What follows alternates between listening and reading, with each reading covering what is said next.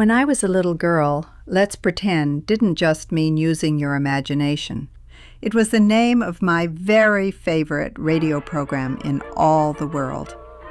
Every Saturday morning, I would run to the bedroom as soon as I heard the familiar jingle come over the radio.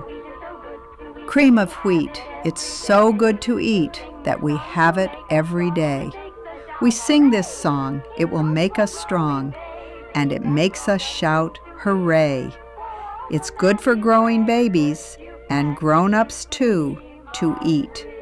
For all the family's breakfast, you can't beat cream of wheat.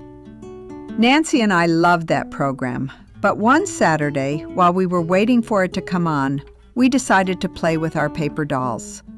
We spread them all out on the floor, boys and girls, dresses and coats, and began making up our little play-like stories.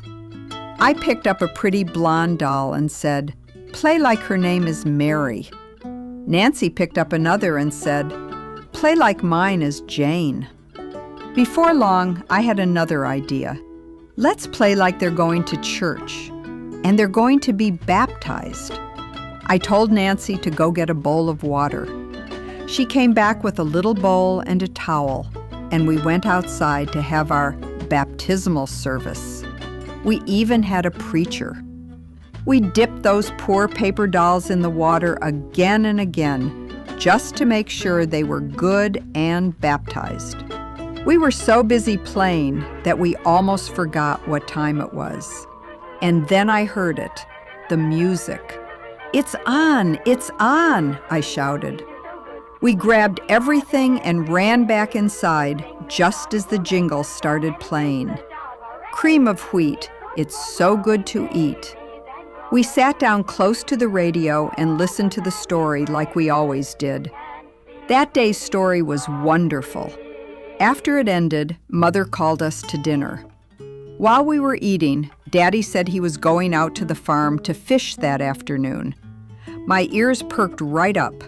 I had been wanting to ride in his little fishing boat so badly.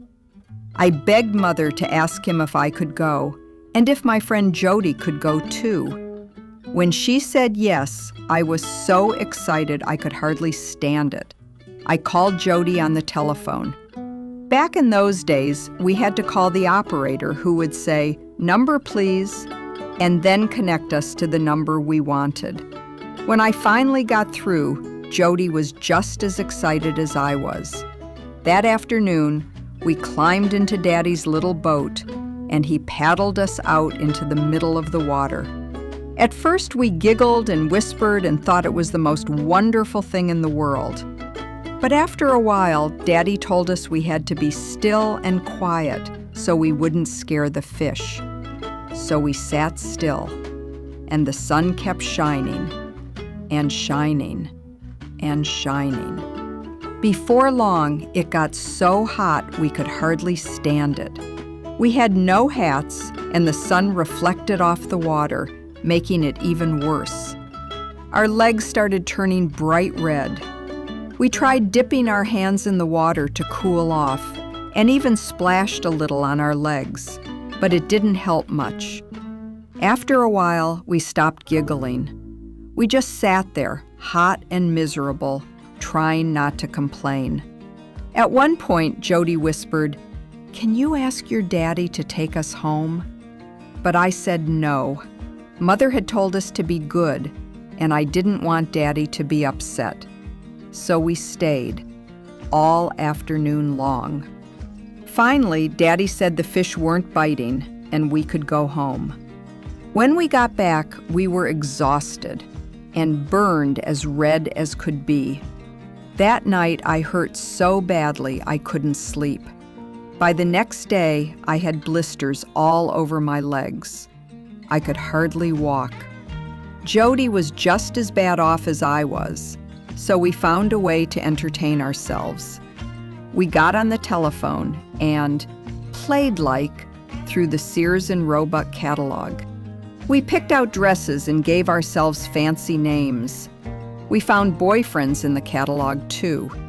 Before long, we were feeling better, and the next Saturday morning, I woke up excited again. Let's Pretend was coming on. I ran to the radio just like always and started singing along with the jingle. Later that day, Daddy said he was going fishing again. I looked over at Mother. She looked at me and smiled.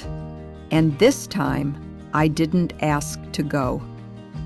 Some lessons you only have to learn once.